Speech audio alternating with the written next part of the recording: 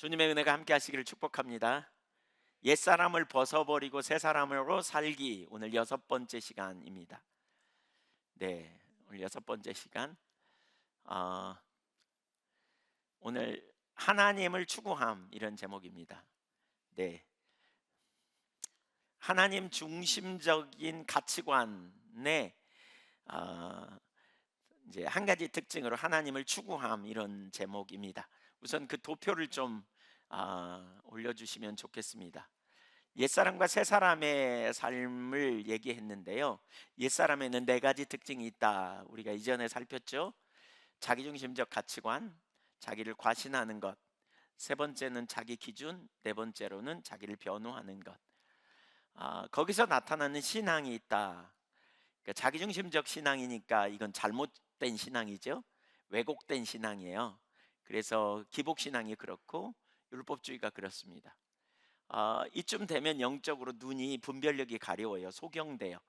그럼 보아도 보지 못하고 들어도 듣지 못하니까 실제 삶 속에서는 인본주의적인 선택을 하게 되죠. 자꾸 세상적 가치관을 가지고 살아가게 된단 말이에요. 그러니까 그 삶은 어떻게 되겠어요? 결과가 억압이 있고요, 자유함이 없어요. 승리하는 삶이 안 돼요. 그러나 우리가 새 사람의 삶으로 넘어가면 무슨 일이 벌어집니까? 하나님 중심적인 가치관을 갖게 되고 어, 이제 자기를 과신하기보다는 그리스도를 신뢰하게 되고, 그리고 하나님의 기준에 눈이 떠요. 그러면서 우리는 자기를 부인하는 삶을 살게 됩니다. 이러한 삶의 신앙적인 삶의 형태는 하나님의 얼굴을 구하는 신앙, 세부적으로는 하나님과 동행하고 하나님 나라를 구하는 자리로 가게 되고요. 그 다음에 이제 하나님의 자원의 삶을 살아요. 하나님 자원의 삶은 어, 십자가의 한 삶, 믿음의 한 삶, 은혜의 한 삶, 성령의 한 삶을 실제로 살게 될 수 있어요. 이 삶에서. 그러니까 어떻게 돼요? 문제를 하나님의 눈으로 보니까 영적인 분별력이 주어지고, 하나님의 기준으로 나도 보고 이웃도 보고 또 환경도 바라보면서 우리가 담대한 거죠. 그러니까 삶은요, 결국 인본주의가 아니라 하나님의 길을 따라 반응하고 하나님의 길을 따라 승리하고 믿음으로 반응하면서 놀라운 승리의 삶을 누리게 되는 자리로 가게 된다는 말입니다. 그래서 여기에 그 약속, 그러니까 뭐죠? 하나님의 생명이 넘치는 삶이 여기에 주어집니다. 그래서 우리는 철저히 하나님 중심적인 삶으로 가야 돼요. 새 사람의 삶이어야 돼요. 그런데 오늘날 우리도 모르는 순간 자기 중심으로 돌아가 옛사람의 삶을 살게 되고 옛사람의 신앙에 머물게 되는, 그래서 신앙에 회복되어야 될 중요한 요소가 바로 여기 있는 것이지요. 그래서 우리가 옛사람을 벗어버리고 새사람의 삶을 살자, 지금 이 부분을 시리즈로 살펴보고 있습니다. 오늘 살펴보는 부분이 뭐냐면, 그러니까 자기중심적 가치관의 세 가지 특징을 살폈다면 오늘은 하나님 중심적인 가치관의 특징 중에 하나를 살필 겁니다. 하나님 중심적인 가치관의 한 가지 특징은 하나님을 추구하는 것. 이걸 좀 다른 말로 표현하면 하나님의 얼굴을 구하는 것이라고 말할 수 있습니다. 하나님을 추구하는 삶. 두 가지를 볼 겁니다. 첫째, 하나님을 가장 소중히 여겨 하나님을 택합니다. 세 사람은 하나님을 가장 소중히 여기 하나님을 택하는 사람입니다. 아담이 타락함으로 마귀의 유혹을 받아 하나님이 아닌 선악과를 선택했다면 그것이 바로 옛사람의 시작이었어요. 그러나 새 사람은 하나님을 선택하는 사람입니다. 곧 하나님을 최고의 가치로 여겨 하나님을 구하고 하나님을 사랑하고 하나님을 존중히 여기고 하나님을 믿고 따르는 사람, 이게 새 사람의 삶입니다. 새 사람은 하나님을 알아요. 그러니까 하나님을 알아요. 요한복음 17장 3절에 보면 예수님이 이렇게 말씀했잖아요. 영생은 곧 유일하신 참 하나님과 그의 보내신 자 예수 그리스도를 아는 것이니이다 그랬죠. 그러니까 영생의 삶은 뭐예요? 요한복음 5장 24절에 보면 나를 믿는 자는 영생을 얻었다 그랬어요. 그러니까 예수 믿는 자에게 주어진 삶이 영생의 삶이잖아요. 그리고 영생을 얻은 자의 특징 중에 하나는 하나님을 아는 거라는 거예요. 하나님과 예수님을 아는 것. 그러니까 구원받은 하나님의 백성은 비록 부분적일지라도 하나님이 누구인지 알게 된다는 거예요. 예수님이 누구인지 알게 된다는 거예요. 바로 이 일이 있어요. 그러니까 새 사람은 하나님을 안다라고 말할 수 있는 거죠. 여기서 하나님을 안다고 말할 때 무엇보다 중요한 게 그분과 함께 있음의 가치를 아는 거예요. 그분이 행하신 일을 아는 거예요. 그분이 이루신 일, 그분이 우리에게 베푸신 일, 그분이 우리를 위하여 행하신 놀라운 구원의 역사. 그래서 하나님과 함께 있음의 가치를 알고 하나님과 동행하심이 얼마나 놀라운지를 아는 거예요. 그래서 하나님과 함께하는 삶을 구하고 택하는 거죠. 하나님과 함께하는 삶에 강력한 능력이 있는 것을 아는 거죠. 자, 예수님은 천국 비유를 통해 하나님 나라의 가치를 발견한 사람이 어떻게 하는 것인지를 우리에게 가르칩니다. 오늘 본문 44절을 마태복음 13장 44절을 보십시오. 여기서 몇 가지를 볼 수 있는데, 우선 천국은 마치 밭에 감추인 보화와 같다. 천국이란 말은 하나님 나라를 의미하는데, 하나님의 나라는 하나님의 통치를 의미합니다. 하나님의 다스리심을 받는 것이 밭에 감추인 보화와 같다. 여기 보화는요, 우리의 모든 것을 주고도 살 수 없는 정도의 굉장히 값비싼 보화를 얘기합니다. 매우 가치 있는 보화. 천국, 바꿔 말하면 하나님의 통치 아래에 들어가는 것이 얼마나 가치 있는 일인지, 이런 표현이에요. 너무너무 놀라운 가치가 있다, 이렇게 보는 거죠. 다 팔아도 못 사는 그런 만한 가치가 있는, 그렇게 놀라운 가치가 있는 것임을 일단 예수님은 하나님 나라의 가치를 이렇게 소개하는 거잖아요. 천국에 들어가는 것이 얼마나 가치 있는 일인지. 그러니까 이걸 아는 게 되게 중요해요. 그 다음에 두 번째로 거기서 동사 세 개를 볼 수 있는데요. 그러니까 밭에 감추인 보화를 발견한 사람이 어떻게 하느냐. 이제 돌아와서, 기뻐하며 돌아와서, 이게 동사죠. 돌아와서 소유를 다 팔아. 두 번째 동사예요. 다 파는 거예요. 그 다음에 세 번째, 그 밭을 산다 그랬어요. 이것도 동사예요. 근데 이 세 가지 동사가 다 문법적으로 보면 현재형입니다. 현재형. 그러니까 뭐예요?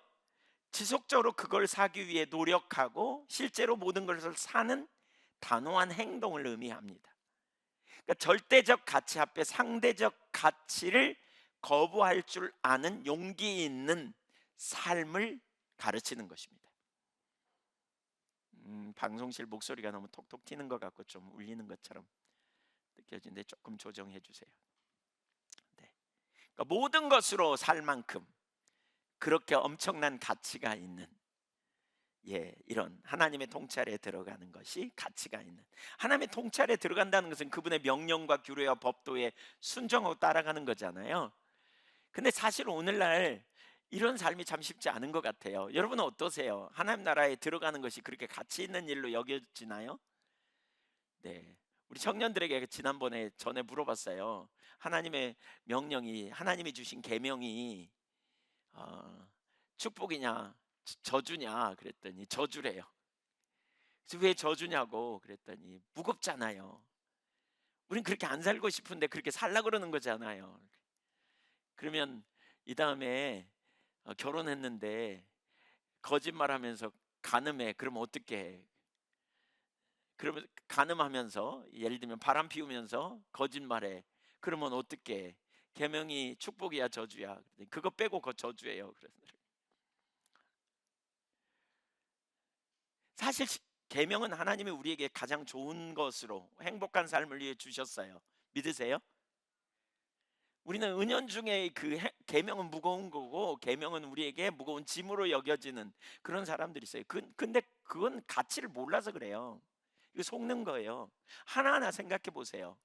하나하나 얼마나 소중한, 우리 그리스도인이 살아야 될, 또 인간관계에서 맺어야 될, 뭐 4계명부터 6계명, 5계명부터 10계명까지 보면 이웃 사랑에 대한 계명을 보면 그런 거잖아요. 그래서 그 하나하나가 너무너무 소중하고 귀한 거죠. 그러니까 우리가 하나님 나라에 들어가는 가치를 알아야 그 계명에 순종하는 것이 기쁨이 될 수 있어요. 근데 이 가치를 모르면 사실 우리가 하나님 나라를 모든 것으로 산다 이론일 뿐입니다. 첫사람 아담과 하와가 그러니까 마귀에게 속아서 하나님을 배반하고 주저없이 선악과를 따먹었잖아요. 이제 우리는 하나님의 가치를 알아 주저함 없이 모든 것으로 하나님 나라를 사는 자들이어야 합니다. 주저함 없이. 이게 새 사람의 삶이에요. 예. 그러니까 모든 것을 팔아 사는. 누가복음 14장 26절 27절도 한번 보겠습니다. 같이 읽습니다. 물은 내게 오는 자가 자기 부모와 처자와 형제와 자매와 더욱이 자기 목숨까지 미워하지 아니하면 능히 내 제자가 되지 못하고, 누구든지 자기 십자가를 지고 나를 따르지 않는 자도 능히 내 제자가 되지 못하리라. 여기 보면 이렇게 말했어요. 주님께 나가려면 부모도 처자도 형제도 자매도 자기 목숨까지 미워해야 된다, 이렇게 말했어요. 여기 미워하다는 말은 이제 싫어한다 이런 의미가 아니라 미세이라는 말로 덜 사랑해야 된다, 그 말입니다. 그러니까 부모나 형제나 자매나 처자나 심지어 자기 목숨보다도 하나님을 더 우선순위를 둬야 된다는 거예요. 하나님 사랑이 우선순위라는 거예요. 이걸 지금 얘기해요. 그러면서 뭐라 그러느냐, 이렇게 사랑하면서 주님의 나라와 주님의 뜻을 이루기 위하여 사명을 감당하는 삶, 자기 십자가를 지는 걸 사명을 감당하는 것으로 이해할 수 있다고 본다면 그 삶이 주님의 제자된 삶이라는 거예요. 예. 이것이 새 사람의 삶이라는 거죠. 그러니까 여러분, 아담이 선악과를 택했다면 그리스도인은 하나님을 택하는 거예요. 그리스도는 아담과 하와가 선악과가 가치 있다고 여겼다면, 마귀에게 속아서, 우리 그리스도인은 하나님이 가치 있는 가장 소중한 분임을 아는 게 정말 중요해요. 이게 핵심이에요. 하나님을 아는 것이 얼마나 중요한지 몰라요. 그리고 하나님을 택하는 거예요. 그래서 우리가 새 사람의 삶에 있어서 가장 중요한 게 우리가 믿는 하나님이 누구인지를 아는 데서 자라가야 돼요. 여러분, 하나님을 더 알 수 있기를 축복합니다. 뭘 알아야 돼요? 하나님이 얼마나 가치 있는지, 하나님 안에 있는 것이 얼마나 소중한지를 아는 게 되게 중요하다니까요. 자, 출애굽 여정에서 이스라엘 백성들이 금송아지를 만들어 섬긴 사건에 있어서, 그러니까 하나님이 진노하시고 그들을 멸하시려고 합니다. 금송아지 만든 사건 때문에. 그러자 모세가 중보기도 하잖아요. 듣고 그들을 멸하는 일을 하지 않겠다고 하십니다. 그러나 약속의 땅 가나안을 주시겠지만 천사를 보내서 주시겠다. 그러나 나는 너희와 함께 가지 않겠다, 이렇게 말씀하시죠.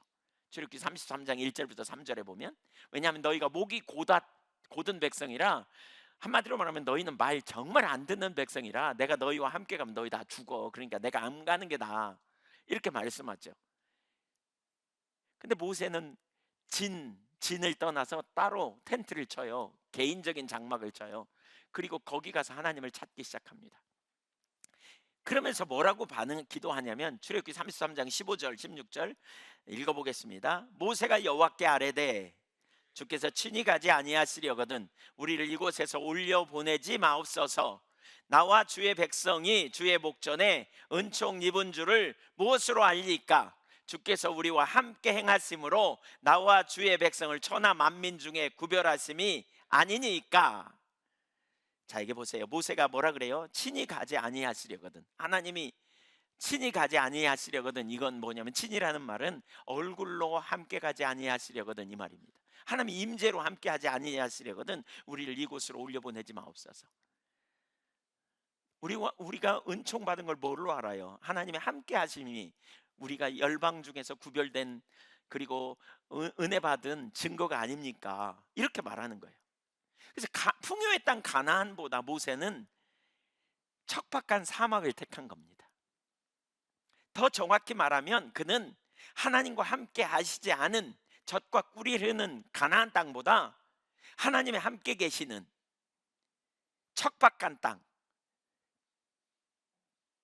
낮에는 정말 덥고 밤에는 무진장 춥고 또 목욕도 한번 제대로 못할 그런, 그들이 목욕 한번 했겠어요? 만나 외에는 별로 먹을 것도 없는, 얼마나 야채 같은 게 먹고 싶겠어요. 근데 그런 농사가 전혀 불가능한, 바람이 불면 그냥 모래바람이 날리고 그런 아주 그냥 어려운 상황에 있는 그런 광야를 더 원했다니까요. 그것이 하나님의 백성이 사는 길이라고 그는 분명히 알았던 거예요. 이것이 하나님을 아는 백성이 택한 길이었어요. 어떻게 모세가 그랬을까요? 그는 하나님이 생명인 줄 알았기 때문에 그래요. 그는 하나님의 가치를 알았어요. 하나님과 함께함의 가치, 하나님이 함께 동행하시는 것이 얼마나 인생의 놀라운 능력인지를 알았던 거예요. 신명기 30장 19절 20절을 한번 보겠습니다. 신명기 30장 19절 20절 시작. 내가 오늘 하늘과 땅을 불러 너희에게 증거를 삼노라. 내가 생명과 사망과 복과 저주를 내 앞에 두었은즉 너와 내 자손이 살기 위하여 생명을 택하고 내 하나님 여호와를 사랑하고 그의 말씀을 청종하며 또 그를 의지하라. 그는 내 생명이시요 내 장수이시니 여호와께서 내 조상 아브라함과 이삭과 야곱에게 주리라고 맹세하신 땅에 내가 거주하리라. 누가 생명이라고요? 그가 하나님의 생명이라고요. 모세는 하나님의 생명이니까 생명을 택해, 하나님을 택해, 이렇게 지금 말해요. 그러면서 뭐라 그러죠? 하나님을 사랑하고 하나님의 말씀을 청종하고 그를 의지해, 그와 동행해, 그에게 착 들러붙어. 그런 말이라 그랬죠. 의지하라는 말은 다바크라는 말로 들러붙어. 그가 생명이야. 네가 어디를 가든지 그와 함께 있어야 돼. 그분이 너의 생명이야. 살기 원해? 그분과 함께 있어야 돼. 모세가 이렇게 말하는 거예요. 그의 말씀을 청종하고 그를 사랑하는 자리에 있어야 돼. 거기에 생명이 있어. 거기에 능력이 있어. 이렇게 말하는 거예요. 모세는 이걸 분명히 알았어요. 모세는 하나님이 누구인지 알았다니까요. 하나님과 함께 있음의 가치를 알았어요. 하나님의 통치 아래 들어가는 것의 가치를 알았고요, 하나님과 동행하는 것의 기쁨을 알았어요. 그래서 출애굽기 34장을 제가 한번 읽어볼게요. 9절에 이렇게 말합니다. 이르되 주여 내가 주께 은총을 입었거든 원하건대 주는 우리와 동행하옵소서. 주는 우리와 동행하옵소서. 이는 목이 뻣뻣한 백성이니이다. 우리의 악과 죄를 사하시고 우리를 주의 기업으로 삼으소서. 모세는 하나님과 동행하는 삶을 매우 갈망했습니다. 하나님과 동행하기를 그렇게 원했어요. 왜 그래요? 하나님과 함께함이 능력임을 알았기 때문에 그래요. 자, 여러분은 어떠세요? 여러분은 어떠신가요? 하나님과 동행하는 것의 능력을 아세요? 그 가치를 아세요?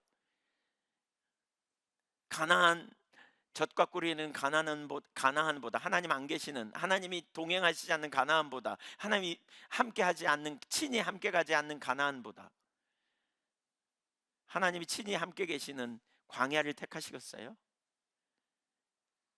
여러분 어떠세요? 왜 모세는 그렇게 할 수 있었을까요? 하나님의 가치를 알아서 그래요. 하나님과 동행하는 것의 가치를 알아서 그래요. 아까 앞에서 우리가 살펴봤지만 아담과 하와는 그 가치를 잘 몰랐어요. 하나님의 그 가치를 몰랐어요. 그러니까 그냥 마귀가 유혹하니까 금방 선악과 택했다니까요. 선악과의 행복이 있다고 생각했어요. 육신의 지금 안목의 정 이생의 자랑, 여기에 진정한 행복이 있구나. 순식간에 택했어요. 그리고 그 자리로 갔단 말이에요. 이 세상에 돌아가는 모든 근거가 육신의 정욕, 안목의 정욕, 이생의 자랑이라 그랬잖아요. 요한 1서 2장 15절 이하에 세상에 있는 모든 것이 여기에 속했다. 세상이나 세상에 있는 걸 사랑하지 말라. 아버지 사랑이 너희와 함께 갈 수 없다. 로마서 12장 2절에 이 세대를 본받지 말라는 게 바로 그거 아니겠어요? 그러면 우리는 하나님을 최고의 가치로 여기고 하나님과 동행하는 삶, 이것이 가장 소중하다는 걸 우리가 아는 게 얼마나 중요한지 몰라요. 다윗의 얘기도 좀 해볼까요? 다윗의 시로 알려진 시편 16편에 보면 하나님을 어떻게 그는 고백하고 있는가 보세요. 시편 16편 2절 읽어보겠습니다. 내가 여호와께 아뢰되 주는 나의 주님이시오니 주밖에는 나의 복이 없다 하였나이다. 주님만 자기의 복이래요. 그래서 뭐예요? 자기는 여호와를 주님으로 섬긴다는 거예요. 나는 여호와를 나의 주인 삼어 그분의 통치 아래 내가 들어간다는 거예요. 왜? 하나님이 나의 복이니까. 내가 그분의 길에, 그분의 통치 아래 있어야 그분이 나의 주님이고 내가 그분의 인도를 따라가고 내가 그분의 뜻을 따라 살 때 그분 자신이 나와 함께 하셔서 내 삶에 복이 넘칠 거라는 거예요. 아까 신명기 30장 생명과 사망과 복과 저주를 두었다. 너와 내 자손이 살기 위하여 뭘 택하라? 생명을 택하라. 생명과 복이 짝이고요, 사망과 저주가 짝이에요. 생명이신 하나님을 따를 때, 생명이신 하나님이 우리와 함께 하시면 그 생명의 징조들이 우리에게 나타나는 게 복이거든요. 같은 얘기입니다. 시편 16편 2절과 같은 구절입니다. 하나님이 생명이고 생명이신 하나님을 따를 때 따라오는 결과가 복입니다. 그래서 내가 항상 어떻게 해요? 내가 여호와를 나의 주님 삼았다 그랬어요. 8절을 보세요. 그래서 다윗은 하나님을 복삼을 뿐만 아니라 이렇게 말해요. 내가 여호와를 항상 내 앞에 보시며 그가 나의 오른쪽에 계심으로 내가 흔들리지 아니하리로다. 여기서 중요한 단어를 꼽으라고 한다면 저는 항상이라는 단어를 꼽겠습니다. 항상 여호와를 내 앞에 보시며 지속적으로 하나님을 찾았어요. 지속적으로 어떻게 해요? 하나님을, 자기가 하나님 앞에 있기를 원한 거예요. 하나님 내 앞에 오세요, 이게 아니에요. 자기가 하나님 앞에 선 거죠. 항상 내 앞에 보시며 뭘로? 주님으로요. 그분의 통찰에, 그분의 임재 안에 있기를 기꺼이 선택하고 간 거죠. 항상. 그때 어떻게 해요? 하나님이 내 오른쪽에 계셔서 내가 흔들리지 않도록 나를 붙들어 주시고 인도하셨다라고 고백하고 있는 거죠. 항상. 왜 다윗이 이렇게 했을까요? 왜 항상 여호와를 자기 앞에 모셨을까요? 왜? 하나님의 함께 하심의 능력을 알았기 때문에 그래요. 하나님이 누구인지 알았기 때문에 그래요. 하나님의 가치가 무엇인지, 하나님이 우리와 동행하심의 가치가 무엇인지, 하나님의 함께 하심이 얼마나 놀라운지, 하나님이 우리와 동행하실 때 무슨 일이 일어날지 알았기 때문에 그런 거예요. 오늘 여러분, 우리가 이 말씀 앞에서 우리 자신을 좀 살펴보자고요. 내가 하나님을 정말 그렇게 알고 있나? 하나님이 나와 함께 하심이 그렇게 소중하고 가치 있는 일인가? 이런 물음을 스스로 가져보세요. 나는 하나님을 어느 만큼 알고 있는가? 내가 하나님을 그렇게 열망하고 사모하는가? 사실 이 가치를 알아야 두 번째가 나오는데요, 그 두 번째는 하나님을 추구합니다. 이 가치를 모르니까 하나님을 추구하지 않습니다. 우리가 가치를 모르니까 하나님이 함께 계시든지 안 계시든지 잘 모르고 그냥 주일날 예배 한번 드리면 그래도 동행하시겠지 이렇게 착각하면서, 죄송합니다, 제가 착각이라 그랬습니다. 착각, 함께 하시는지 안 하시는지 별로 잘 아마 당연히 함께 하겠지 이렇게 생각하면서 우리가 너무 무심코 보내는 그 자리에 있지 않은지 우리 자신을 돌아봐야 돼요. 내가 믿는 하나님이 과연 누군지, 얼마나 놀라운지, 그 하나님이 얼마나 완전하신지, 무소부지하신 하나님, 전지하신 하나님, 전능하신 하나님, 스스로 계신 하나님. 스스로 계신다는 말에는 뭐가 포함됐다 그랬어요? 뭐가 없다고요? 시작도 없고 끝도 없고요, 필요도 없어요. 아무것도 그 하나님에게는. 왜? 다 있으니까. 이게 무한하신, 스스로 계신 하나님이라는 말의 의미를 저는 가장 잘 설명하는 단어가 아닐까 싶어요. 시작도 없고 끝도 없어요. 그분은 언제나 계셨고요, 아무 필요도 없어요. 아무것도 필요가 없어요. 다 있으니까. 그 하나님이 우리와 함께 하신다? 그 하나님이 우리의 구원자시다? 그 하나님이 나와 동행하신다? 그렇게 되면 우리 삶에 얼마나 강력한 능력이 있겠는가? 얼마나 놀랍겠는가? 그 가치를 아는 거예요. 그 하나님이 임재를 거두실 수 있다는 걸 아는 거죠. 우리가 선악과를 따먹은 것이 하나님의 임재가 거치는 거죠. 하나님을 떠난 거예요. 하나님 앞에 있는 게 아니라 떠나서 한 거잖아요. 우리가 왜 계명을 소중히 여겨요? 예. 하나님의 아들 우리 주 예수 그리스도의 은혜로 우리가 새로운 언약 관계에 들어갔는데, 이제 새로운 언약 관계에 들어간 자로서 우리가 왜 하나님을 어떻게 존중하고 어떻게 경외합니까? 왜 경외하고 존중히 여깁니까? 하나님은 죄를 미워해요. 그래서 우리가 회개하는 거 아니겠어요? 하나님이 다 용서하셨음에도 불구하고 우리가 회개하는 이유가 뭐예요? 하나님은 죄를 미워하세요. 우리가 죄 가운데 계속 가면서 주님과 동행하실 수 있다고 생각하세요? 아니에요. 우리가 그분의 길을 계속 어기면서 동행이 가능한가요? 그러니까 우리가 부지런히 회개하고 또 은혜를 구하고 애통해하며 주님 찾고 그러는 거 아니겠냐고요. 하나님의 가치를 알기 때문에 그렇게 하는 거죠. 왜? 하나님의 임재가 거쳐서 살 수 없으니까. 하나님의 은혜가 아니면 안 되니까. 하나님의 함께 하심이 우리에게 능력임을 알기 때문에 그래요. 바울도 마찬가지입니다. 사도 바울도 그리스도를 최고의 가치로 여겼습니다. 빌립보서 3장 7절 이하 보겠습니다. 그러나 무엇이든지 내게 유익하던 것을 내가 그리스도를 위하여 다 해로 여길 뿐더러 또한 모든 것을 해로 여김은 내 주 그리스도 예수를 아는 지식이 가장 고상하기 때문이라. 내가 그를 위하여 모든 것을 잃어버리고 배설물로 여김은 그리스도를 얻고 그랬어요. 바울은 그리스도를 알고 난 후에 그의 우선순위가 분명해졌어요. 과거에 3장 7절에 보면 유익했던 것이 있어요. 그게 뭐냐? 5절 6절에 보면 육체의 자랑거리예요. 출신 가문이 뛰어났거든요. 바울은 가말리엘의 문법아에서 공부했고 율법으로는 바리새인이고 종교적인 열심으로 엄청나게 교회를 핍박하기도 하고 율법의 모든 것을 다 지켰어요. 출신 가문도 대단했고 신앙적으로도 그는, 종교적으로도 그는 대단한 열정이 있었어요. 이거 다 내놓을 만한, 전에 유익했어요. 근데 예수를 믿고 난 이후에 그 모든 것을 해로 여겼다는 표현을 2번이나 반복해서 사용합니다. 여기 해로 여겼다, 해구마이라는 단어인데 이건 뭐예요? 그것이 자신에게 도움이 안 된다는 거예요. 우선순위가 아니라는 거예요. 그러면서 여기 뭐라고 했냐? 모든 것을 손해로 여겼다, 이렇게 말해요.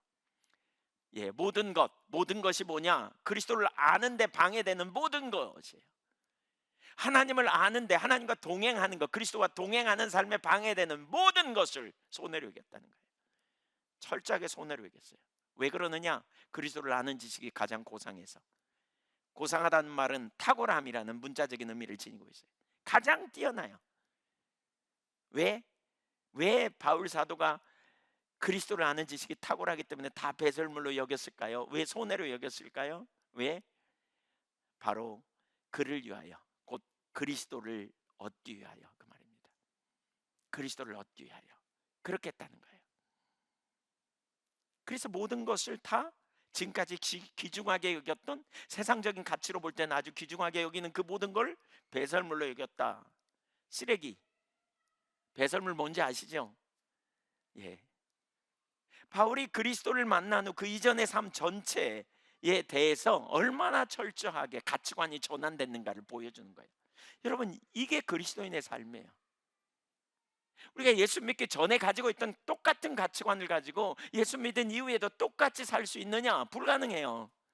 변화돼야 돼요. 우리는 과거에 세상을 사랑하는 것, 세상 육신의 정욕, 안목의 정욕, 이생의 자랑을 추구하는 삶이었다면 이제 그리스도 안에서 우리는 새로운 피조물이 되었고, 우리는 우리의 구원자이신 주님을 알고 주님과 동행하는 삶, 그리고 주님의 통찰에 들어갈 때 하나님이 우리의 보호자가 되시는 실제적인 삶에 강력한 능력이 있는 거죠.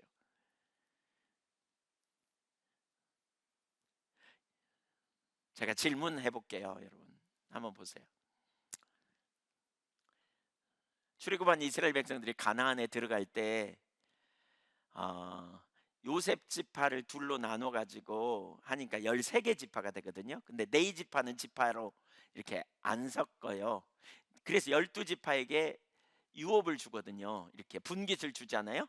그리고 한 지파, 네 지파는 각 지파에 흩어져서 이렇게 성을 줘요. 그러면서 하나님이 뭐라 그러냐면 내가 너의 분깃이고 내가 너의 유업이야, 이렇게 말했어요.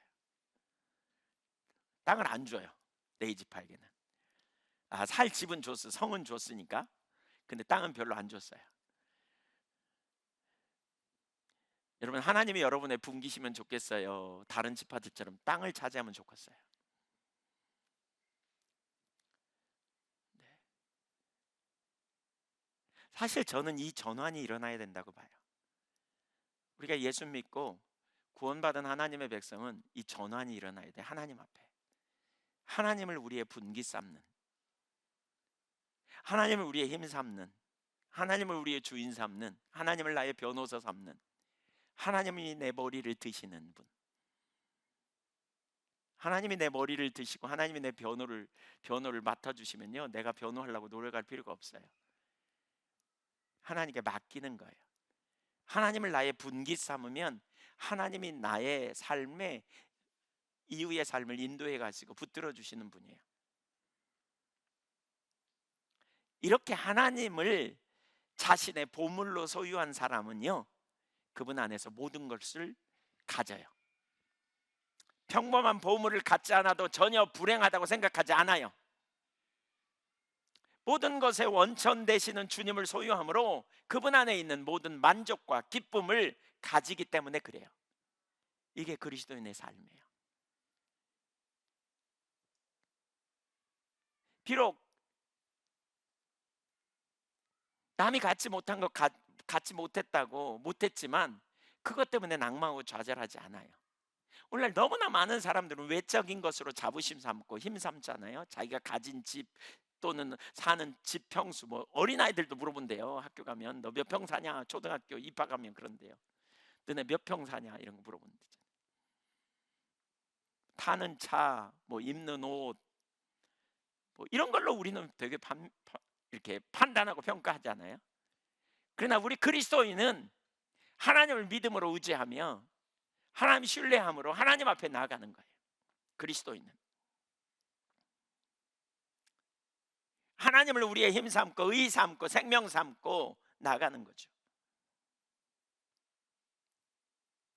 하나님이 우리의 최고의 가치가 되어지는 이 삶의 전환이 필요한 거예요. 이게 새 사람의 삶이에요. 그분 안에서 진정한 만족과 위로가 있고, 그러니까 겉사람이 우리에게 뭐가 없다 할지라도 그것 때문에 불행해하라고 생각하지 않는 거죠. 그분 안에 모든 기쁨이 있고, 그분 안에서 평강이 있고, 그분 안에서 화평을 경험하는 삶, 이게 그리스도인의 삶이라는 거죠. 하나님의 나라는 의와 평강과 희락이라 그랬잖아요. 그 안에 놀라운 축복이 있는 거죠. 옛사람이 하나님보다 선악과에게 더 가치를 두었다면, 이제 그리스도 안에 있는 새 사람은 하나님을 최고의 가치로 여기는 사람, 그래서 이제 하나님을 추구하는 사람인 것이죠. 하나님이 여러분에게 어느 정도의 가치가 있습니까? 하나님을 값으로 매긴다면, 감히 할 수 없는 일이지만 값으로 매긴다면 여러분의 인생에 어느 정도의 가치가 있습니까? 하나님을 어떤 정도의 가치로 생각합니까? 내 생명보다 더 하나님이 소중하다고 여겨지십니까? 하나님과 함께함이 내 인생의 최고의 가치라고 여겨지십니까? 적어도 지금 우리가 대했던 믿음의 사람들은 다 그런 고백을 하고 있습니다. 그리고 이것이 바로 우리가 가야 될 목표이고, 우리가 알아야 될 하나님 아는 지식에서 자라가야 될 수준이라고 저는 믿습니다. 하나님을 그렇게 알 수 있기를 축복합니다. 그리고 이렇게 하나님을 알게 될 때 무슨 일이 벌어지냐? 하나님을 추구합니다. 이렇게 되면 하나님을 추구하기 시작합니다. 저는 개인적으로 제 삶의 최고의 축복이 은혜였다. 최고의 은혜 중에 하나가 바로 은혜였던 게 바로 이거라고 생각해요. 제가 어떤 순간이든지 하나님을 선택해 나간 것 같아요.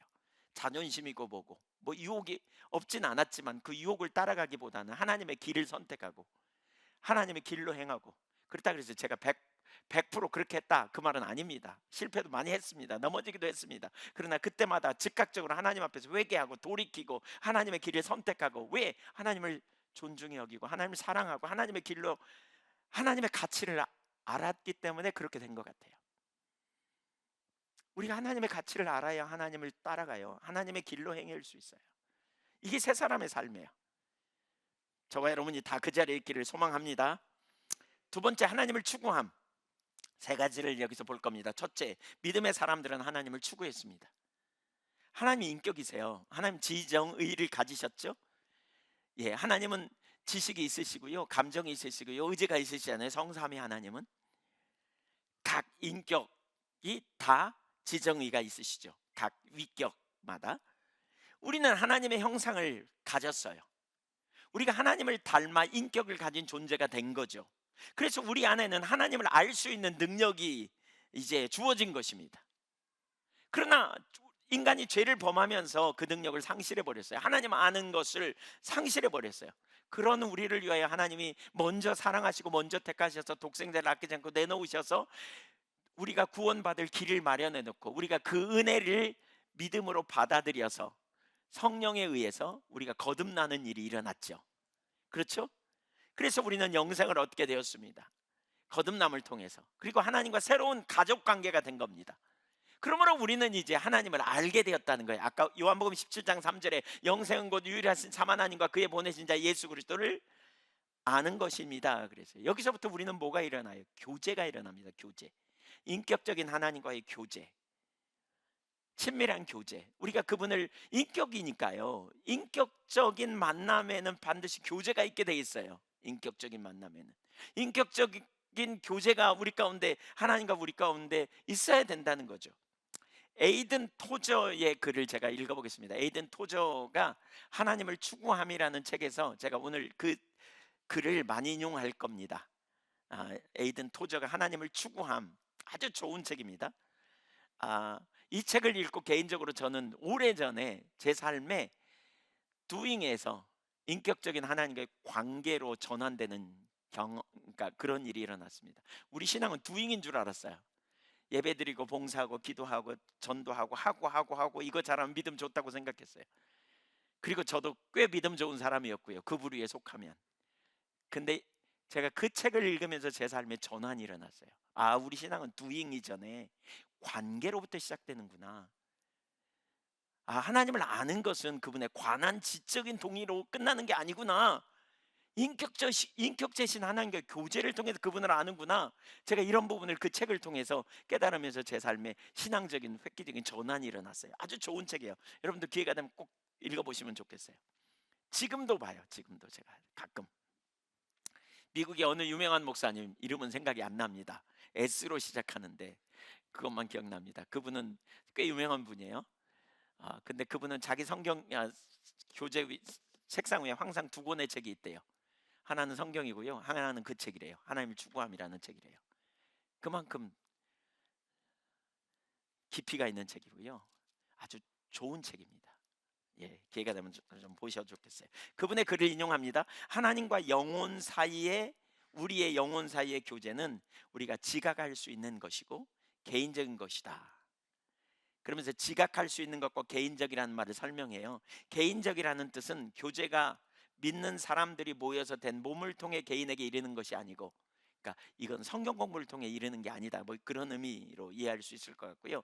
각 개인에게 하나님이 계시하셔서 알려지고, 그리고 나서 그 몸을 구성하는 개개인들에게 몸을 통해 개개인들을 통해 몸에 알려진다는 것이다.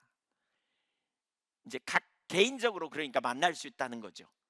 그리고 자각할 수 있다는 뜻은 교제가 의식의 저변에 있어서 영혼이 알지 못하는 것에서 일어나는 것이 아니라, 우리가 알지 못한 순간에 일어나는 것이 아니라, 사람이 다른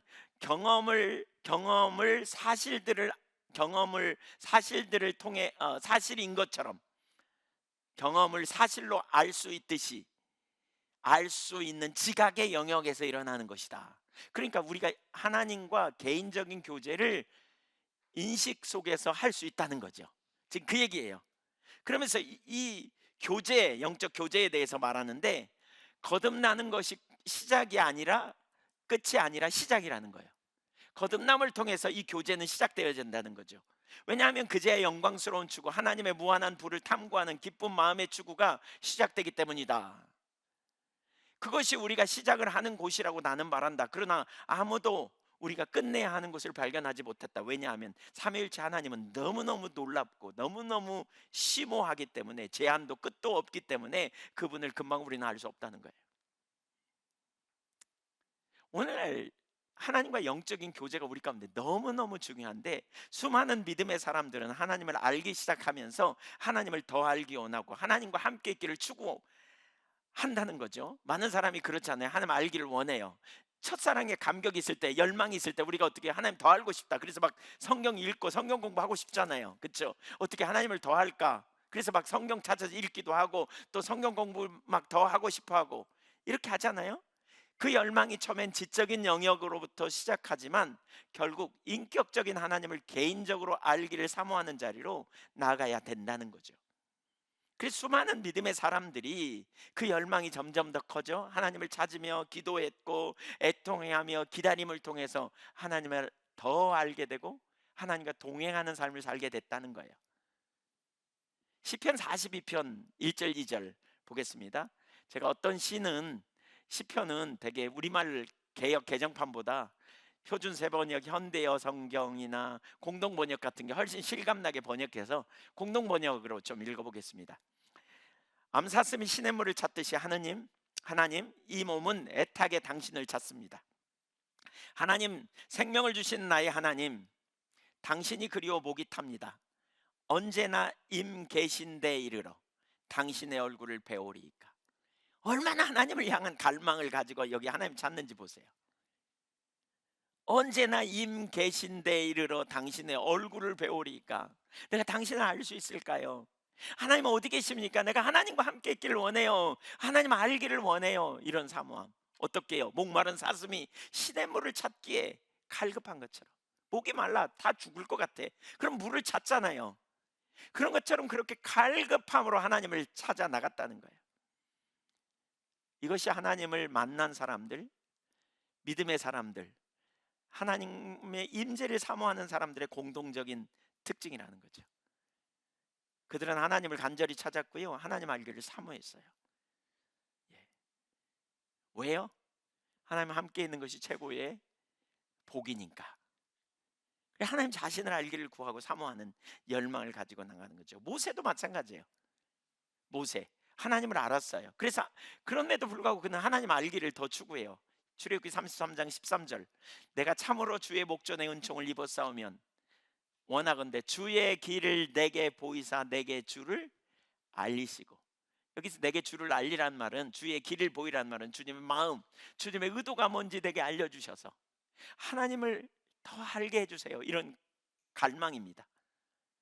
그리고는 18절 보세요. 18절.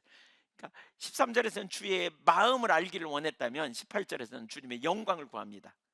모세가 이르되 원하건대 주의 영광을 내게 보이소서. 주님의 영광을 본다는 말은 주님 자신을 알게 해달라는 거거든요. 주님의 성품을 알게 해달라고. 이 무례한 부탁일까요? 아니에요. 하나님이요 그걸 기뻐하세요. 그리고는 그 다음 날 그를 산으로 부르신 다음에 그 앞으로 지나가시면서 하나님을 계시하세요. 여호와로라 여호와라, 자비롭고 은혜롭고 노하기를 더디하신 하나님이라, 이러면서 하나님의 성품을 계시하시잖아요. 거기에 자신의 영광을 계시해 주세요. 하나님 알기를 구하는, 이미 알았지만 더 알기를 사모하는 거예요. 하나님과 더 함께 있기를 구하는 열망을 가지고 나아간 거예요. 왜요? 하나님이 그만큼 가치 있고 하나님과 함께함이 그만큼 놀라운 축복인 줄 알았기 때문에, 아까 다윗이 말하는 것처럼 여호와가 복인 줄 알았기 때문에, 모세가 말한 것처럼 여호와가 생명인 줄 알았기 때문에, 그래서 하나님을 찾는 거예요. 사실 오늘날 신앙생활하면서 열정이 없는 것은 하나님을 몰라서 그래요. 신앙생활하면서 그냥 습관처럼 다니며 그냥 교회에 왔다 갔다 하는 게 신앙이라고 생각하면 안 돼요. 여러분, 하나님과 인격적 사랑의 교제, 친밀한 교제, 우리가 하나님의 우리의 힘인데요, 하나님의 우리와 함께 하셔야 능력인데, 하나님의 함께 하시는 것을 우리가 알지 못한다면 하나님 함께 있는 것을 우리가 구하고 찾아야 되지 않겠습니까? 거기에 놀라운 능력이 있는데, 그래서 하나님을 찾은 거예요. 다윗도 마찬가지예요. 누구보다 하나님을 찾은 사람이에요. 그의 갈망은 시편 여러 곳에서 볼 수 있어요. 대표적으로 한 구절 보면 63편을 보세요. 표준 세번역으로 읽어보겠습니다. 괜찮으시면 같이 읽어도 좋겠습니다. 하나님, 주님은 나의 하나님, 물기 없이 메말라 황폐한 땅에서 목마른 사람이 물을 찾듯이 내가 주님을 찾습니다. 내 영혼이 주님을 찾아 목이 마르고 육신도 주님 찾아 애가 타서. 무슨 심정인지 아시겠죠? 어떻게 절박하게 찾는지 2절 이하 쭉 읽어볼게요. 내가 성소에서 주님을 뵙고 주의 권능과 주의 영광을 봅니다. 주님의 한결같은 그 사랑이 생명보다 더 소중하기에 내가 입술로 주께 영광을 돌립니다. 이 생명 다하도록 주님을 찬양하렵니다. 내가 손을 들어서 주의 이름을 찬양하렵니다. 기름지고 맛깔진 음식을 배불리 먹은 듯이 내 영혼이 만족하니 내가 기쁨에 가득 찬 입술로 주님을 찬양하렵니다. 잠자리에 들어서도 주님만을 기억하고 밤을 새우면서도 주님만을 생각합니다. 이런 분 손 들어보세요. 네. 주의 인자가 생명보다 나음으로 그러죠. 주의 인자, 이 인자는 헤세드, 사랑을 말하거든요. 주님의 사랑이 내 생명보다 귀함으로. 아침에 눈 뜨자마자 하나님 찾는 거예요. 주님 자신을 구하고 임재를 구하고 주님의 길을 구하고. 그래서 6절에 잠자리에 들어서도 주님만을 기억하고 밤을 새우면서도 주님만을 생각하는, 주님과 함께 있기를 구하는, 주님의 임재 안에 거하기를 구하는, 주님이 나의 길이요, 주님이 나의 생명이요, 주님이 나의 보호자요, 주님이 나의 힘이요, 주님이 나의 방패요, 주님이 나의 전략이에요. 근데 앞에 안 보이는데 어떻게 가만히 있을 수 있겠어요? 하나님 앞에 찾겠죠. 하나님, 지금 이 순간에 어떻게 해야 될지 길을 보여달라고, 하나님의 뜻을 내가 알게 해달라고, 하나님이 인도해달라고 찾겠죠. 하나님이 함께 하지 않은 것 같아. 환경적으로 어려워. 수치와 멸시를 당하고 있는 상황이라면, 하나님, 지금 하나님의 임재가 제게 거친 것 같습니다. 하나님, 저에게 은혜를 부어주세요. 하나님 자신을 찾고 구하겠죠. 그런 게 다 시편 기자입니다. 문제 속에서 한숨 쉬고 낭망하는 대신 하나님을 찾는 자로 갔다니까요. 계속. 왜? 하나님이 함께 하시면 대적의 손에서 건져내고 대적을 멸하고 놀라운 승리를 가져다 주실 걸 알기 때문에 그런 거죠. 하나님의 가치를 알았어요. 오늘 우리 가운데 진짜 가려진 게, 하나님이 함께 하심의 가치가 너무 이론화돼 있어요. 너무 그냥 지적 동의에서 끝나요. 하나님이 피할 길을 내시는 하나님이라는 것, 시험 당할 쯤에 피할 길을 내신다, 감당치 못할 시험을 허락지 않고 시험 당할 쯤에 피할 길을 내신다, 이론으로 알아요. 진짜 그 하나님을 내가 안다면, 하나님이 나에게 피할 길을 갖고 계심을 진짜 안다면 우리 어떻게 하겠어요? 하나님 안 참고는 못 베기겠죠. 그래서 하나님 찾는 거예요. 지금 하나님 찾는 거예요. 이분들이 왜 이렇게 하나님을 찾았는지 보이세요? 시편 27편 4절에 다윗의 유일한 소원, 이전까지 소원이었고 앞으로도 소원 한 가지가 있습니다, 그거잖아요. 여호와께 바라는 한 가지 일, 그것을 구하리니 평생에 내 일생 동안 여호와의 집에 살면서, 임재 안에 살면서 여호와의 아름다움을 바라보며 하나님 알기를 구하는 거예요. 그리고 그의 성전에서 사모하는 것이라. 여기 사모한다는 말은 묻는다는 말이라 그랬죠. 바카르, 찾다, 숙화하다 그래. 인콰이어 혹은 인콰이어라는, 찾고 묻고 그런 단어예요. 하나님 앞에서 묻어, 하나님 뜻을 물어, 하나님 찾아. 이게 다윗의 일생의 삶이에요. 원띵, 한 가지 일. 영어 성경 원띵이라 그러죠. 한 가지 일이래. 그게 유일한 소망이었어요. 바울의 삶도 보세요. 바울 빌립보서 3장 10절 이하를 보면, 내가 그리스도와 그 부활의 권능과 그 고난의 참여함을 알고자 하여. 뭘 알고자 하여?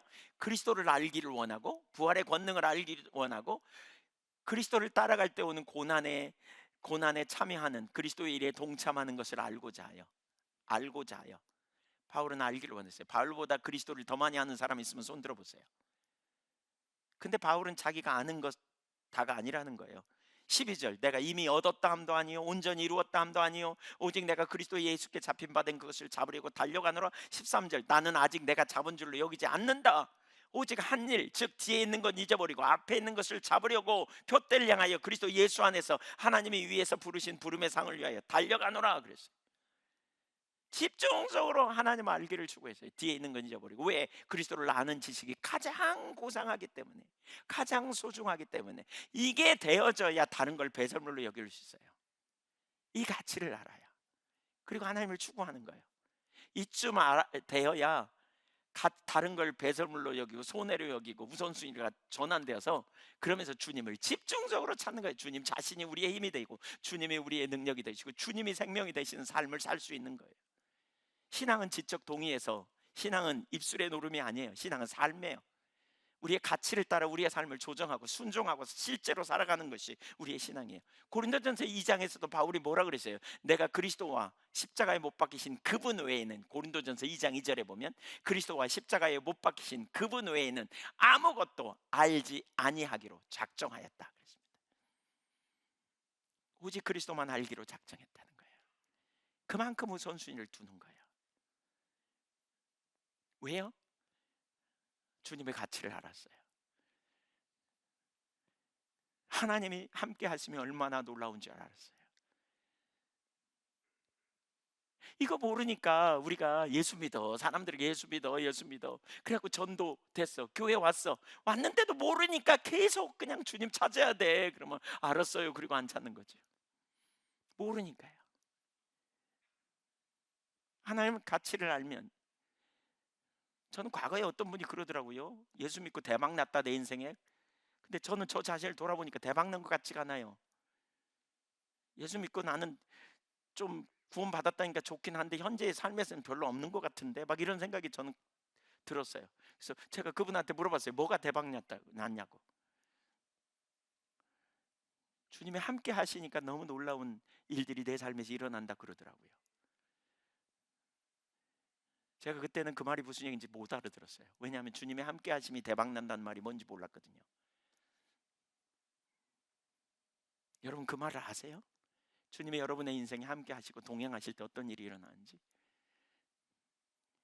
전 지금 그렇게 말해요. 예수 믿고 구원받은 하나님의 백성으로서 우리가 하나님을 아는 것이 정말 대박난 복음이다. 복음, 굿뉴스. 대박난 일이다. 우리가 주님을 아는 만큼 이게 우리의 삶에 현재적으로 가능한 거죠. 그분의 공급과 그분의 자원으로 사는 실제적인 역사를 이루는. 그러니까 하나님 찾는 거예요. 그러니까 하나님께 나가는 거예요. 믿음의 사람들이 그 자리에 섰던 거죠. 우리가 정말 하나님을 아는지. 제가 질문을 던져요. 뭐 다른 사람한테 답변할 필요도 없어요. 스스로 물어보세요. 복음이 나에겐 대박난 일인가? 진짜 굿뉴스인가? 예수 믿는 게 진짜 너무나 신나는 일인가? 아니면 우리는 아직 주님 잘 모르는 거예요. 하나님 잘 모르는 거예요. 그럼 하나님 알기를 구해야죠. 성경이 잘못 쓰여진 건가? 성경이 거짓말인가? 아니요, 성경은 거짓말 아니에요. 진리예요. 진리라고 믿으세요. 그러면 그 일이 우리의 삶에 안 일어나는 게 잘못된 거죠. 안 일어나는 게 잘못됐든지 성경이 잘못됐든지. 근데 하나님이 잘못할 일 없어요. 그럼 우리가 안 된 거예요. 그럼 뭐예요? 하나님 알기를 구해야 돼요. 하나님이 어떤 분인가를 알기를 구해야 돼요. 아는 만큼 우리는 하나님이 함께 하시는 것이 얼마나 놀라운 축복인가. 그러니까 하나님 찾는 거잖아요. 어린아이가 혼자 가다가 개가 쫓아오니까 막 도망가서 아빠 찾아. 뒤에 따라오는 앞서 막 가다가 아빠 찾잖아요. 그대는 아빠 손 안 놓거려. 아빠가 개를 물리쳐줬더니 그대는 손 놓고 안 갈 거려. 손 잡고 가지. 이 가치를 아는 거죠. 주님이 나와 함께 하는 것이 얼마나 놀라운 축복인지, 주님이 은혜로 내가 함께 하시는 것이 얼마나 소중한지. 은을 구하듯 금을 구하듯 우리가 하나님 임재를 구하고 하나님 알기를 구하고 사모하는 자리로 나가는 거죠. 이게 믿음의 선진들이에요. 그래서 바울은 이것 곧 하나님을 추구해야 하는 것을 우리가 해야 할 일임을 가르쳐요. 빌립보서 3장 우리가 내내 그거 봤잖아요. 그 뒤에 15절 보세요. 그러므로 누구든지 우리 온전히 이룬 자들은 이렇게 생각할지니 만일 어떤 일에 너희가 달리 생각하면 하나님이 이것도 너희에게 나타내시리라. 오직 우리가 어디까지 이르렀든지 그대로 행할 것이라. 그러니까 15절은 우리가 어디까지 얼마나 성숙됐든지 이렇게 나처럼 할 거다. 그러면서 16절에 너희가 어디까지 이르렀든지 그대로 행하라. 17절 형제들아 너희는 함께 나를 본받으라. 뒤에 있는 거 잊어버리고 잡았다고 생각하는 거 놓고 너희가 우리를 본받은 것처럼 그와 같이 행하는 자들 눈여겨봐라. 본받아라. 이렇게 말하는 거죠. 믿음의 선진들이 하나님을 추구했던 것처럼 우리가 하나님을 추구해야 돼요. 이게 세 사람의 삶이에요. 이게 역동적인 삶이 여기서 될 수 있어요. 그런데 오늘 이것들이 가리워져 있단 말이에요. 오늘날 교회 가운데 이러한 것들이 가리워져 있어요. 우리는 하나님을 하늘에 계신 아버지라고 부르지만 개인적 사귐이 가능한 것이라는 생각이 이론인 경우가 허다해요. 하나님을 개인적인 경험으로 알 수 있다는 생각을 별로 하지 못하는 것 같아요. 항상 살아계신 하나님은 한 인격체로서 말씀하시고 우리를 인도하시고 또 친밀한 교제 가운데 우리를 이끌어 가시는 하나님이시죠. 근데 그것이 오늘날 철저히 가리워져 있다는 거죠. 에이든 토저의 글을 제가 좀 더 인용해 보겠습니다. 이 어두운 시대에 우리가 해야 할 추구를 교사들이 대신해 주고 있다는 것은 얼마나 비극적인가. 이 혼돈의 시대, 어두운 시대에 우리가 해야 될 일을 교사들이 대신한다는 거예요. 뭘 해야 되는데요? 하나님 찾는 거. 근데 맡겨버리고 안 한다는 거예요. 그러면서 좀 띄어서 이렇게 말합니다. 향기로운 생활을 한 많은 성도들의 경험적인 마음의 신학은 무시되고 어거스틴이나 누더포드 또는 브레너드 같은 사람에게는 이상하게 보일 것이 틀림없는 독선적인 성경 해석이 지지를 받는다. 나는 하나님을 향한 이러한 강한 열망을 의도적으로 사람들에게 권장하고 싶다. 독선적인 성경 해석, 문자적인 성경 해석, 이론으로 아는 것으로 머물러 버리는 이러한 것에 대하여 사람들이 지지를 받는다는 거죠. 그러면서 나는 하나님을 향한 이런 강한 열망을 의도적으로 권장하고 싶다. 그런 열망이 없기 때문에 오늘날 우리는 낮은 상태, 하나님과 깊은 만남이 없는 낮은 상태에 와 있는 것이다. 이분은 이렇게 말해요. 갈망이 없으니까 영적 성숙이 없다는 거예요. 갈망이 없으니까 하나님 모른다는 거예요. 하나님 모르니까 삶의 능력이 없는 거죠. 그럼에도 불구하고 오늘날 교회가 어떻게 바꿔버렸냐? 프로그램으로 바꾼 거예요. 예를 들면 기도회 합시다. 그래서 모여서 열심히 기도해요. 근데 인격적인 하나님 자신을 추구하기보다는 문제 해결 여기에 초점을 두고 기도했으니까 뭔가 한 것처럼 뿌듯해. 전도합시다. 그러면 열심히 전도해. 전도했기 때문에 하나님 앞에 할 일을 다 하고 하나님을 알았다고 생각하는 거예요. 성경 공부하지만 인격적인 하나님을 성령의 조명으로서 공부를 통해서 성령의 조명으로 실제적인 지식이 돼야 되는데 지식으로 그냥 아는 것으로 끝났다고 대체하고 우리는 성경 공부도 했고 우리는 전도도 하고 우리는 기도대회도 했으니까 우리는 하나님 앞에 합당해 이러고 있다는 거죠. 프로그램은 대체하는 거죠. 이거 다 귀한 일이지만 문제는 거기에 머물러 있는 게 문제라는 거죠. 이 프로그램으로 하나님의 임재를 대체해요. 하나님이 임재하셔야 돼요. 하나님과 만남이 있는 예배가 돼야 돼요. 예배당에 왔다 갔기 때문에 우리는 당연히 하나님과 만났다고 생각해. 아니에요, 여러분. 하나님과 만남이 있는 예배가 있는가 하면 문만 받고 지나가는 예배가 있어요. 이사야 시대 예배가 그런 예배 있잖아요. 너희가 내 앞에 보이러 왔대. 누가 원하더냐? 그러면서 뭐라 그래? 이사야 1장 12절에 너희가 내 앞에 보이러 오니 누가 원하더냐? 하나님이 말씀하셨어요. 근데 그 다음에 뭐라 그러냐? 너희는 내 마당만 밟고 지나갔다 그랬어요. 하나님 보이러 오라는 건 만나러 오라는 건데 그런 예배가 있어요. 그런 예배가 이론적 지식으로 인격체와의 실제적인 교제, 인격체를 아는 것을 대체해버린 자리에 있으니까 능력이 없는 거죠. 이게 심각한 거죠. 오늘날 그런 자리에 있을 수 있다는 거예요. 너무나 심각하게, 너무나 심각하게. 그러니까 우리가 능력을 상실하는 거죠.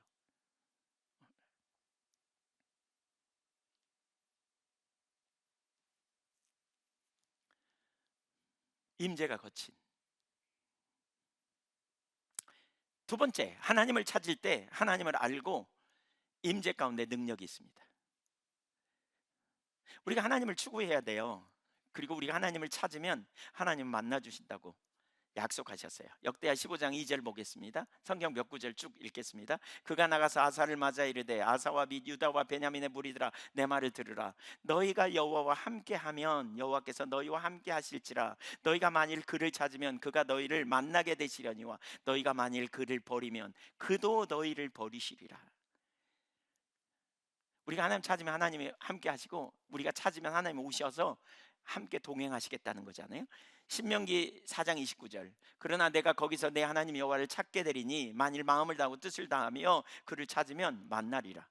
예레미야 29장 12절 13절 너희가 내게 부르짖으며 내게 와서 기도하면 내가 너희들의 기도를 들을 것이요 너희가 온 마음으로 나를 구하면 나를 찾을 것이요 나를 만나리라. 우리가 하나님을 추구할 때 하나님은 우리에게 당신의 영광을 보이시고요 하나님을 아는 만큼 우리 삶에 능력이 있습니다. 하나님을 아는 것은 우리 신앙의 모든 면에서 핵심이고요 하나님의 임재가 핵심입니다.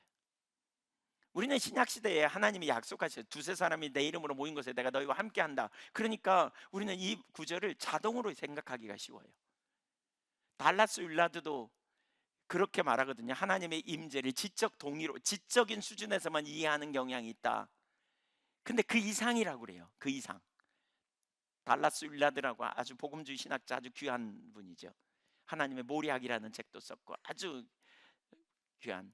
근데 그분이 그런 표현을 해요. 하나님의 두세 사람이 내 이름으로 너희와 함께 하니까 약속을 붙들고 그냥 그런다고 굳게 믿고 있다는 거죠. 실제는 하나님의 임재가 거칠 수도 있는데. 그러면서 그 예를 라오디게아 교회의 예를 들어요. 라오디게아 교회 문 밖에 서서 두드린다. 문 밖에 누가? 주님이. 교회 안에 계셔야 될 주님이 문 밖에 서서 두드린다는 거죠. 임재가 거칠 수도 있는데 자기는 당연히 신앙생활 하니까 자기는 당연히 교회 다니니까 하나님이 당연히 자기들과 함께 하고 있다고 착각할 수 있다는 거죠.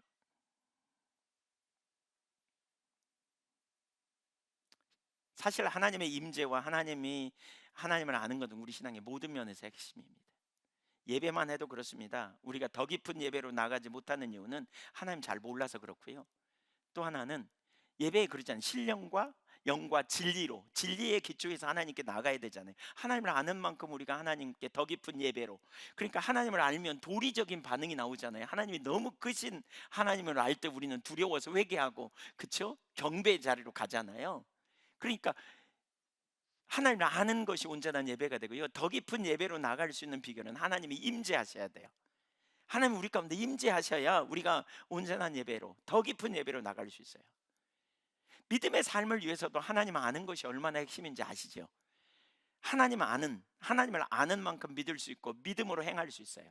조지 뮬러가 하나님을 신뢰함으로 5만 번 기도해서 응답했다, 이거 아무리 읽어도요, 실제로 문제 있을 때 기도 한두 번 할지 모르지만 우리는 끊임없이 응답이 오기까지 기도하는지 잘 안 돼요. 응답을 많이 경험해 보면서 하나님은 기도 응답하시는 분이야, 이걸 경험해 봐야 돼요. 이런 성령의 조명으로 우리가 하나님을 알게 되는 때 우리의 삶에 실제로 능력 있는 삶이 가능한 거죠. 순종에는 유언 부담이 따르기 때문에 하나님을 아는 만큼 우리 삶의 변화가 일어나는 거죠. 그래서 신앙은 행동 이전에 하나님을 아는 것에서부터 시작해요. 순종하는 어떤 행동 이전에 하나님을 아는 것에서부터 출발해야 돼요. 에이든 토저가 쓴 글을 다시 좀 인용합니다. 세상은 하나님을 아는 지식이 없으므로 멸망해 가고 교회는 그의 임재의 결핍으로 굶주리고 있다. 우리의 종교적인 병의 대부분에 대한 즉각적인 해결책은 그의 임재를 영적으로 경험하는 대로 돌아가는 것, 즉 우리가 하나님 안에 있고 하나님께서 우리 안에 계시다는 것을 도련히 깨닫게 되는 일일 것이다. 그러면서 뭐라 그러냐, 이런 표현이 있어요. 이런 표현을 해요. 현재 우리에게 정통파 서기관들이 범람하고 있다. 그들은 많은 글을 읽고 말하는 자들로서 그들의 딱딱한 음성은 복음주의 전체에 울려 퍼지고 있다. 그러면서 뭐라고 말하냐, 오늘날 우리에게 진짜 필요한 것은 글을 많이 읽고 가르치는 서기관이 아니라 자기가 본 것을 말하는 선지자가 필요하다, 이렇게 표현해요.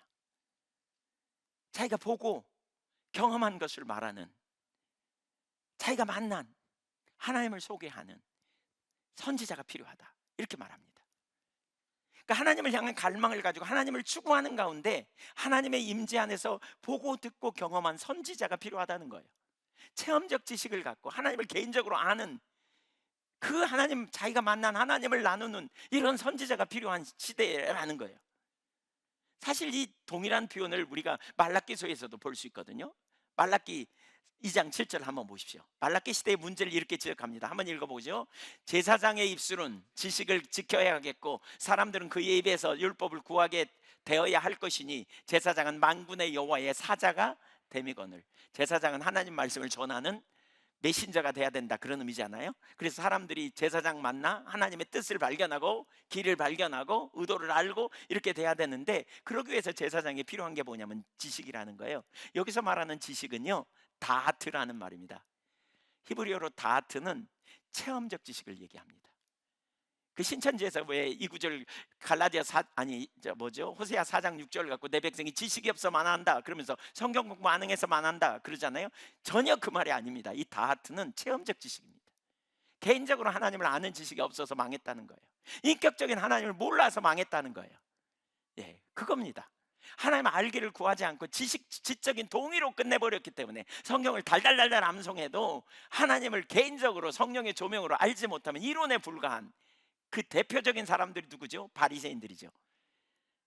바리새인들. 성경을 무진장 많이 알았지만 예수님이 그들을 향해 너희는 아무 때도 그 형용을 본 적이 없고 그 음성을 들은 적도 없고 그 말씀이 너희 속에 거하지 아니하였다, 이렇게 표현하고 있잖아요. 체험적 지식.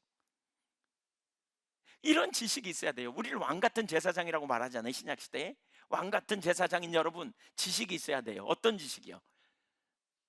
서기관적 지식이 아니라는 거예요. 선지자적 지식이 필요하다, 지금 이걸 얘기하는 거죠. 바로 그러한 지식이 우리에게 필요해요. 우리가 만난, 개인적으로 하나님을 만나는, 하나님을 아는, 더 알기를 구하는, 하나님이 동행하시는 삶이 얼마나 놀라운지 아는 그런 은혜가 저와 여러분에게 부어지기를 축복합니다. 그래야 많은 사람을 인도할 수 있잖아요. 많은 사람을 세울 수 있잖아요. 마지막 세 번째, 하나님의 얼굴을 구함. 이것은 저는 하나님의 얼굴을 구하는 삶이라고 봅니다. 다윗에게 하나님이 내 얼굴을 구하라고 하셨어요. 하나님 자신을 구하는 자리로 우리가 가야 돼요. 다윗은 하나님의 얼굴을 구했습니다. 시편 27편 8절에 보세요. 너희는 내 얼굴을 찾으라 하실 때 내가 마음으로 주께 말하되 여호와여 내가 주의 얼굴을 찾았나이다 하였나이다. 앞에서 보았지만 하나님의 얼굴을 구하는 건 전부를 구하는 삶이라고 할 수 있어요. 신명기 6장 4절과 5절에 보면 이스라엘아 들으라 우리 하나님 여호와는 오직 유일한 여호와시니 그랬어요. 하나님은 유일한 여호와. 그러면서 5절에 너는 마음을 다하고 성품을 다하고 뜻을 다하여 힘을 다하여 내 하나님 여호와를 사랑하라 그랬어요. 그러니까 존재를 다해 우리가 하나님을 찾아야 된다는 거죠. 하나님의 얼굴을 구하는 것이 뭐냐? 존재를 다해 찾는 거다. 이렇게 말할 수 있고요. 몇 가지를 더 볼 수 있는데 제가 에이든 토저가 쓴 그 하나님을 추구하는 삶이라는 책에서 무지의 구름이라는 책을 인용해요. 이게 이제 영국에서 나온 책인데 기독교 고전이래요. 근데 제가 우리나라에 번역된 책이 있나 봤더니 없어요. 이런 책이 없어요. 그래서 그 글을 제가 그대로 거기서 인용한 글을 재인용해서 설명해 볼게요. 이렇게 말하고 있어요. 저는 이게 하나님의 얼굴을 구하는 삶을 잘 묘사하는 구절이라고 생각하는데, 사랑의 부드러운 음성, 감동이 있는 마음으로 하나님을 바라보라. 여러분 그렇게 해보세요. 사랑의 부드러운 감동이 있는 마음으로 하나님을 지금 바라보세요. 그리고 그의 어떤 소유물이 아니라 그분 자신만을 의도하고 바라라. 그분에게서 뭘 다른 기도, 소원 다 내리는 기도를 가지고 가라는 거예요. 하나님 자신을 구하는, 그분의 임재를, 그분을 알기를 원하는, 그분과 함께 있기를 원하는 이 열망 가지고 가라는 거예요. 그 다음에 세 번째로, 그리고 거기에서 하나님 이외에 어떤 것을 생각나게 하는 것을 미워하도록 하라. 하나님 외에 다른 마음을 뺏기는 걸 미워하라는 거예요. 예. 그 다음에 그래서 오직 하나님 한 분 이외에는 아무것도 당신의 지식과 뜻에 작용하지 못하도록 하라. 이것이 하나님을 기쁘시게 하는, 가장 기쁘시게 하는 영혼의 일이다. 그러면서 거기 한 가지가 더 붙는데요. 하나님 한 분 외에는 다른 아무 목적도 가식도 없이, 하나님 앞에 가식도 없이 진실하라는 거죠. 하나님을 향해 전념하는 것, 그것만으로 충분하기 때문이다. 이렇게 말합니다. 저는 이게 정확히 하나님 얼굴을 구하는 거라고 봐요.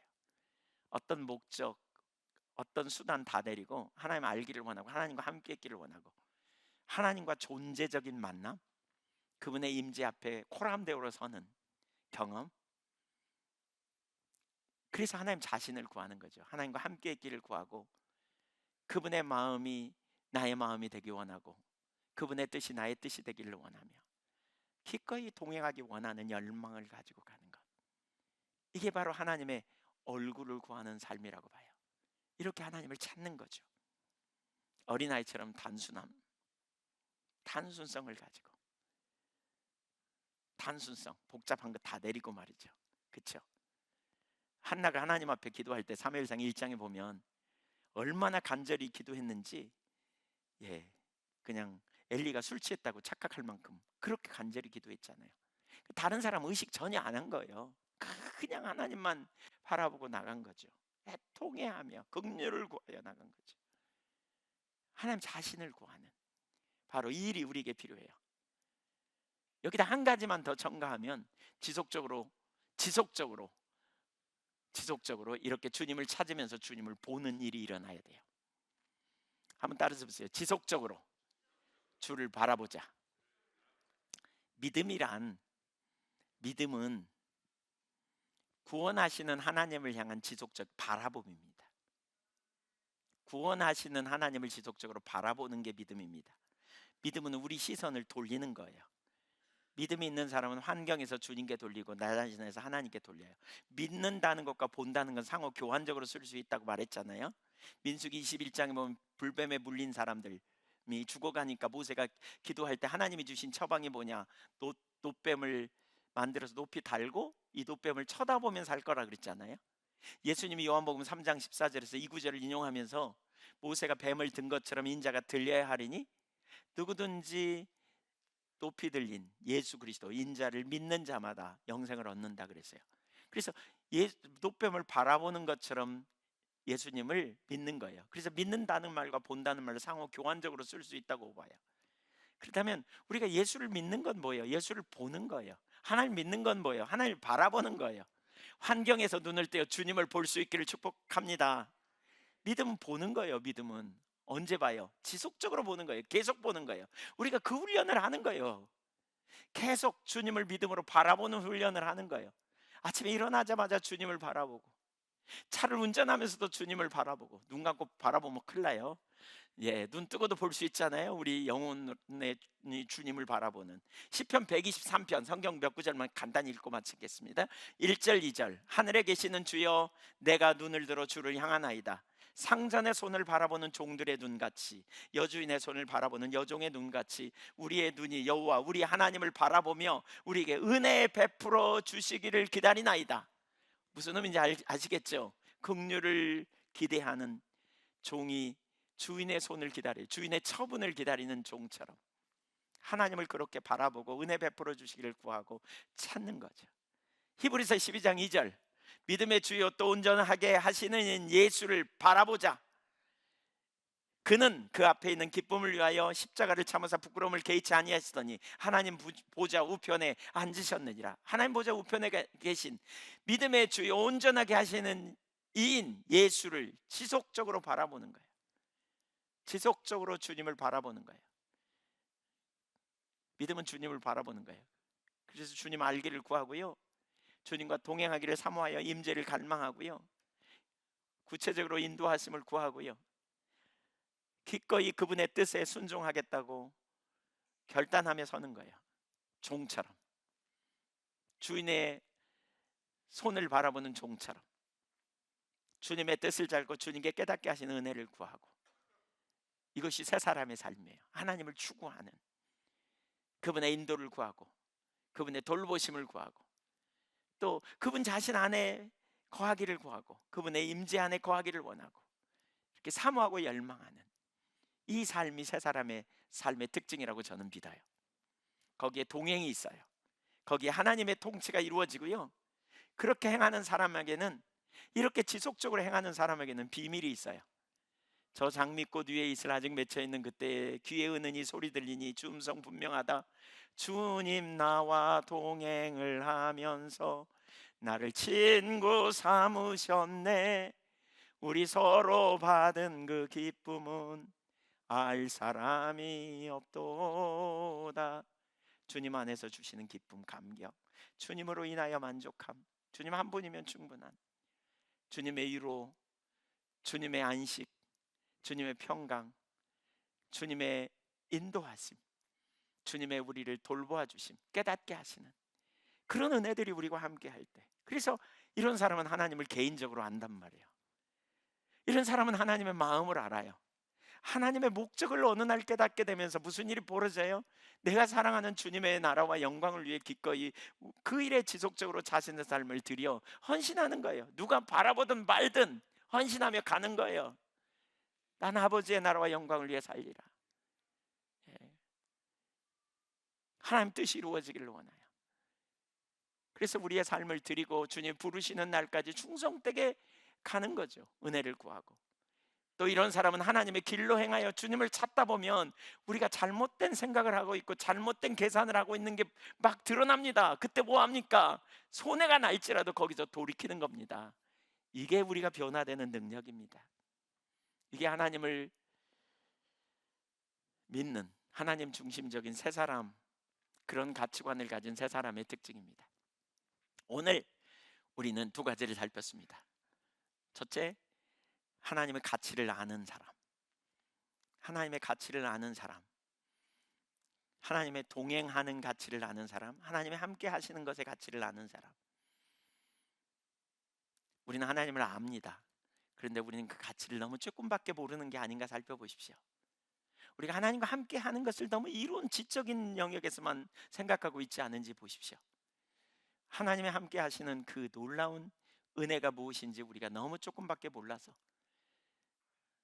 하나님을 복이라고 말하지만 사실은 그분의 주권 앞에 들어가는 것을 순종하지 못하고 말씀대로 살아가는데 주저주저하고 있지 않은지 생각해 보십시오. 두 번째로는 하나님을 추구하는 것입니다. 하나님의 가치를 아는 사람이 하나님을 추구해요. 하나님과 함께 있음이 얼마나 소망인지, 하나님의 임재가 우리가 얼마나 기쁨인지, 하나님이 나를 옳은 길로 인도하실 수 있는 분임을 알기 때문에 아침에 눈 뜨자마자 일어나자마자, 개인적으로는 참 참 은혜인데요. 아침에 눈 뜨면 되게 하나님 찾아지는 것 같아요. 그냥 눈 감고, 아니 그냥 그 자리에 누워가지고 눈 뜨자마자 그냥 하나님을 갈망해요. 오늘도 주님과 동행하는 하루가 되기를 원하고 은혜 아래서 살기를 원한다고, 하나님 내게 하나님을 알려달라고, 제가 하나님과 함께 하기를 원한다고, 하나님 제가 은혜 아래서 오늘도 하나님만 기쁘시게 하는 삶을 살기를 원하는데 주님의 은혜로 함께 하지 않으면 제가 도저히 갈 수 없다고 갈망하고 사모하고, 그렇게 전 많은 경우에 그렇게 눈 뜨자마자부터 하나님을 찾습니다. 믿음으로 지속적으로 주님 바라보고 승리하여 우리 하나님 나라의 영광을 경험하는 저와 여러분이 되기를 주님의 이름으로 축원합니다. 힘써 찾으십시다. 정말 하나님 갈망하십시다. 우린 새 사람입니다. 옛 사람 아닙니다. 몇 가지 공식적인 신앙 이거 아닙니다. 살아계신 주님은 우리를 원하십니다. 우리를 찾으십니다. 신령과 진정으로 예배하는 자들을 찾으신다 그랬잖아요. 예배장에 와 있는 자, 그냥 와서 그냥 앉아 있는 자를 찾는 게 아닙니다. 진정으로 진리에 기초해서 성령의 인도하심을 따라 하나님을 찾는 자들, 어떤 순간이든지 바로 그런 자들을 찾으십니다. 온 땅을 두루 감찰하사 전심으로 향하는 자들을 찾으시고 만나 주신다 그랬어요. 그 부르심에 응답하여 우리가 그렇게 하나님 아는 데서 막 계속 자라가고 그리스도의 장성한 분량에 이르기까지 막 세워지는 저와 여러분이 되기를 간절히 소망합니다. 기도하겠습니다.